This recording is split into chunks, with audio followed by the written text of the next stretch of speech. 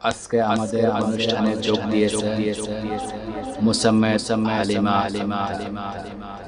আজকের অনুষ্ঠানটি হলো প্রশ্ন উত্তর পর্ব। আজকে 5টি প্রশ্ন করা হবে উনাকে। দেখি উনি কয়টি প্রশ্নের উত্তর দিতে পারে। প্রথম প্রশ্ন, হুজুর ফরজ কতটি? 3টি, 4টি, 5টি? মাশাআল্লাহ, সঠিক উত্তর। দ্বিতীয় উত্তর হলো, দ্বিতীয় প্রশ্ন হলো জুমার দিন গোসল করা কি ফরজ, সুন্নাত, ওয়াজিব?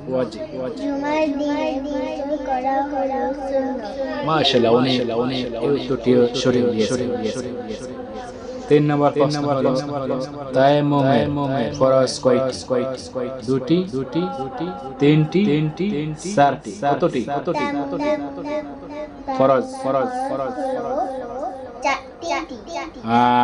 ঠিক, উনি এই উত্তরটি সঠিক দিয়েছেন।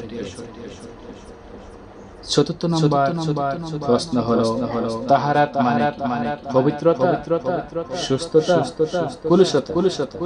তাহারাত মানে হলো পবিত্রতা। মাশাআল্লাহ, এই উত্তরটি সঠিক।